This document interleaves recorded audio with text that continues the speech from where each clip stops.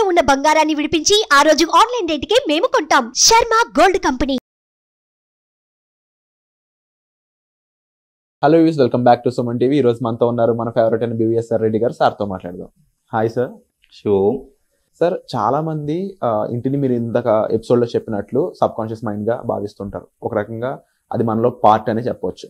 అయితే చాలా మంది ఇప్పుడున్న పరిస్థితుల పట్ల రెంట్ హౌస్లో ఉంటూ ఉంటారు. అద్దెంట్లో ఉన్న వాళ్ళకి వాస్తు ఎంతవరకు అవసరం అంటారు? దాన్ని ముఖ్యంగా చాలా మందికి ఉన్న డౌట్ అన్నమాట ఇది. దీని మీద మీరు ఇచ్చే క్లారిఫికేషన్ ఏంటి? శివోం, welcome to my home lucky home Vedic Mahavastu and money Sutra.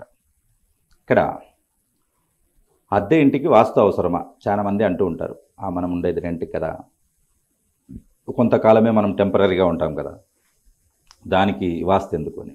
At the same time owner కూడా ఇలాగే అంటుంటాడు, నేను రెంట్కి ఇచ్చా కదా, నాకెందుకు వాస్తు, రెంట్కి ఎవరో ఉంటారు కదా. ఇట్లా ఉంటే ఇప్పుడు అక్కడ ఉన్నటువంటి ఎఫెక్ట్ ఐదర్ ఓనర్ అన్నా పంచుకోవాలి లేదా రెంటర్ అన్నా పంచుకోవాలి. అవును, ఫ్యాక్ట్. ఎనర్జీ ఎక్కడికి వెళ్ళదు కాబట్టి ఈజ్వల్ టైమ్స్ స్క్వేర్ మాదిరి అది దాని ఎఫెక్ట్ అది చూపిస్తుంది. అది ఎవరు పేరు మీద ఉందో వాళ్ళకి ఎంత చూపిస్తుంది, ఎవరు ఉంటున్నారో వాళ్ళకి ఎంత చూపిస్తుంది అనేది మనం ఈ వీడియోలో మనం తెలుసుకుందాం. మనకు ఒక సామెత ఉంది, తిలా పాపం తలా పిడికెడు అని. అంటే ఎవరైనా అందరు కలిసి పాపం చేశారనుకోండి, అందరూ పంచుకోవాల్సిందే, ఒకరు ఎక్కువ ఒకరు తక్కువ ఏం లేదు. ప్రకృతి దాన్ని సమానంగా పంచుతుంది. కాబట్టి ఈ రకంగా మనిషి కొంత ప్రకృతిని నాశనం చేస్తున్నాడు, ఇబ్బంది పెడుతున్నాడు. తనతో పాటు 80 లక్షల జీవరాశులు ఉన్నాయి భూమి మీద, వాటిని కూడా బ్రతకనివ్వకుండా ఇబ్బంది పెడుతున్నాడు అని ఒక్కసారి ప్రకృతికి కోపం వస్తే ఏం జరుగుతుంది అనేది 3 సంవత్సరాలు స్తంభించిపోయింది ప్రపంచం. అదే కరోనా. ఏం నేర్పించింది మీకు? ఎవరి ఇంట్లో వాళ్ళు కూర్చుంటే పులులు, ఏనుగులు రోడ్ల మీదకి వచ్చి స్వేచ్ఛగా తిరిగేది. అసలు గూగుల్లో వాళ్ళు గమనించారంటండి, పచ్చదనం పెరిగిందంట. అవునవును. అంటే మనిషి ఎంత డిస్ట్రాక్ట్ చేస్తున్నాడో, కార్బన్ డైఆక్సైడ్ అనేది తగ్గి ఆక్సిజన్ పెరిగి అసలు ఇంత వండర్ఫుల్గా ఉంది. సో ఈ పాయింట్ ఆఫ్ వ్యూలో ఇంకొకటి కూడా మనం చెప్పుకుందాము. ఒక సర్వే అనేది చేశారు, ప్లస్ ఒక పాయింట్ ఆఫ్ వ్యూ అంటే ఫిలాసఫర్స్ అందరు ఏంటి, భూమి మీద మనిషి ఉండకపోతే ఏం జరుగుతుంది, లేకపోతే భూమి మీద ప్రకృతి లేకుండా మనిషి ఒకడు ఉంటే ఏం జరుగుతుంది, ఎవరు ఎక్కువ కాలం సర్వైవ్ కాగలుగుతారు అని ఒక ఫిలాంథ్రోపిక్ సర్వే జరగడం జరిగింది. అంటే దీన్ని ఊహిస్తారన్నట్టు ఫ్యాక్ట్స్ మీద. సో అలా చూశాక ప్రకృతి లేకుండా మనిషి ఉంటే ఎన్ని రోజులు బ్రతకగలుగుతాడని చూసుకుంటే, తన దగ్గర ఉన్న వనరులు ఇవన్నీ చూసుకుంటే మ్యాక్సిమం 20-21 డేస్ కంటే బతకలేడు. అంతే ఉన్నవెంత. ఎందుకంటే ప్రకృతిలో మనం తీసుకోవాల్సింది ఆక్సిజన్ బయట లేకపోతే బతకలేడు. నువ్వు ఎంత కాలం నువ్వు సిలిండర్ ఆక్సిజన్ తీసుకున్నా కొంతకాలం వరకే. తర్వాత రెండవది, ఫుడ్ లేనిది బ్రతకలేడు. ఆ ఫుడ్ ప్రకృతి ఇస్తుంది. నీరు ప్రకృతి ఇస్తుంది. నీరు లేనిది ప్రకృతి. నీరు జీవనాధారం మనకి. కాబట్టి పోసుకోవడానికి, త్రాగడానికి, కడుక్కోవడానికి అన్నిటికీ నీరే కావాలి. సో భూమి మీద 3 వంతుల నీరున్నా తాగడానికి లేక ఇబ్బంది పడుతున్న దేశాలు ఎన్నో ఉన్నాయి. సో ఈ రకంగా ఈ 3 లేకపోతే మనిషి 20 రోజుల కంటే అసలు ఇంకా బ్రతకడు అనేది తెలిసిపోయింది. వైస్ వర్సా చూద్దాం. ఒకవేళ మనిషే లేకపోతే ప్రకృతి ఎలా ఉంటుందని అంటే వండర్ఫుల్గా ఉంటుంది. మనం కూర్చున్న ఈ బిల్డింగ్ సపోజ్ ఒక 100 సంవత్సరాలు, ఒక 50 సంవత్సరాలు వదిలేసామన్నాం అంటే, అసలు మనుషులు లేకుండా మధ్యలోంచి ఒక మర్రి చెట్టు చీల్చుకుంటూ పైకి వస్తుంది. ఓకే, ఇది 10 అంతస్తుల భవనం అండి. 10 అంతస్తులు కాదు, 100 అంతస్తులున్నా చీల్చుకుంటూ పైకి వచ్చి పక్కకు దోసేసి పైకి ఎదుగుతుంది. అది ప్రకృతిలో గొప్పతనం. మర్రి చెట్టు విత్తనం ఎంతో తెలుసా? ఆవగింజ ఎంత ఉంటుంది.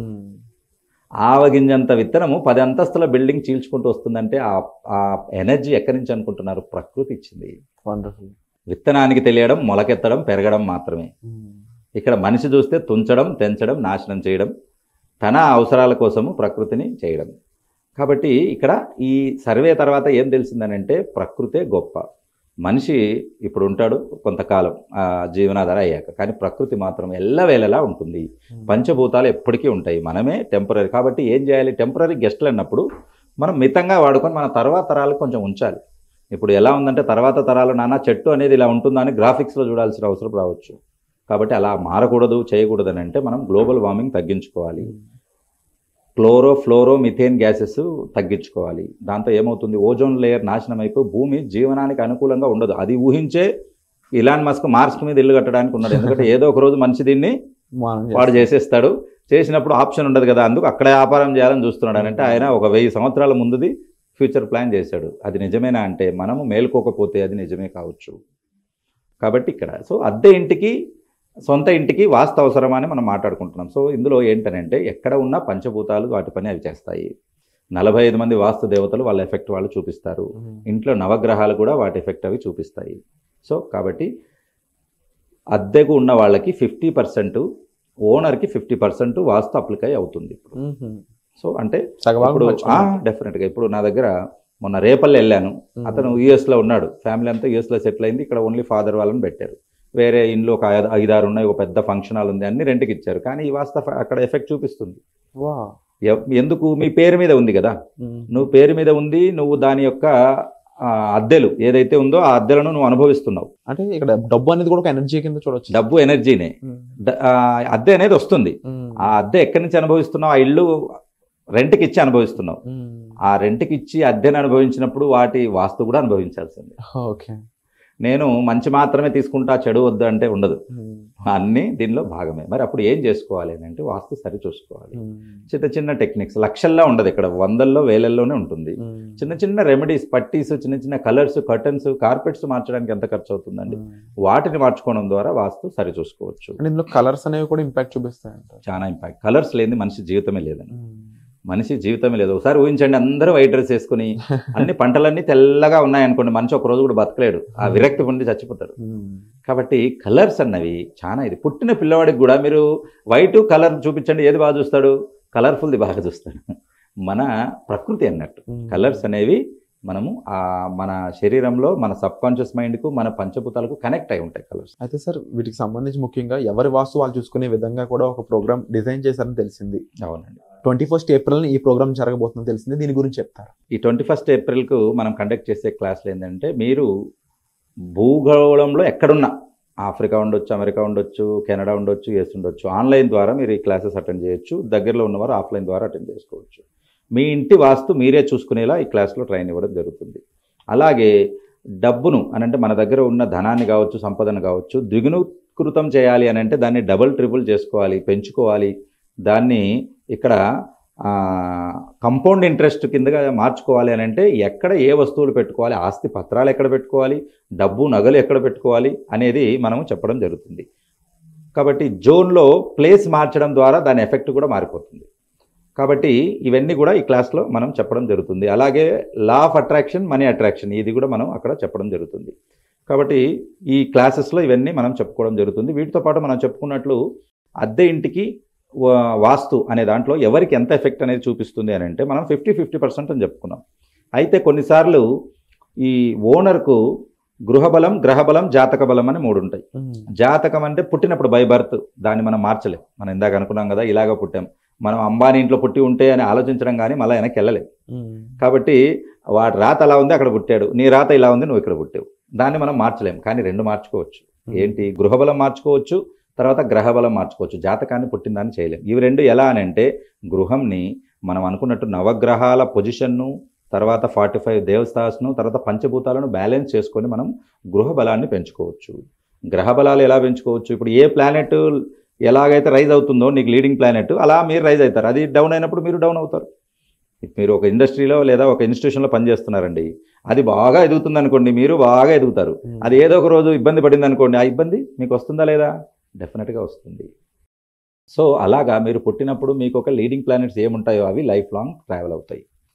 కాబట్టి ఈ 2, కాబట్టి గృహబలాన్ని మనం వాస్తు ద్వారా మార్చుకోవచ్చు, పూజల ద్వారా మార్చుకోవచ్చు. గ్రహబలాన్ని మనకు గ్రహాలకు అనుకూలంగా చేసుకోవచ్చు. మళ్ళీ మీరు అనుకూలంగా అనగానే ఇక్కడ పూజలు ఇవి అనుకుండొచ్చు. వాటికి కూడా మనం కలర్స్, వాటికి కూడా మనం సర్వీసెస్ అంటే ఏ గ్రహానికి ఏది మంచిది. ఇప్పుడు శని గ్రహం అనుకుందాం అనుకోండి, శాటర్న్, అంతా శాటర్న్ అని పేరు వినడానికే భయపడతారు చాలా మంది. కానీ శాటర్న్ అంత మంచి ప్లానెట్ ఇంకొకటి లేదు అన్నట్టు. ఆయన మన ఆస్తులు, ఫర్ ఎగ్జాంపుల్ మీరు ఒక 100 కోట్ల ఆస్తులు సంపాదించారు, ఆ 100 కోట్ల ఆస్తులు 200 కోట్లు చేసి నీ తర్వాత తరానికి అందజేస్తారు ఆయన అనుకూలం చేసుకుంటే. అదే తేడా వచ్చింది అనుకోండి, ఆ 100 కోట్లు మీరే తినేసి ఇంకొక 50 కోట్లు అప్పిచ్చి వెళ్తారు బయట. అప్పుడు వాడు తిట్టుకుంటూ ఉంటాడు, ఫోటోను చూసినప్పుడల్లా తిడతాడు, వీడు మాకు అప్పును ఎత్తున పెట్టిపోయాడు, మేము తీర్చాల్సి వస్తుంది అని చెప్పేసి.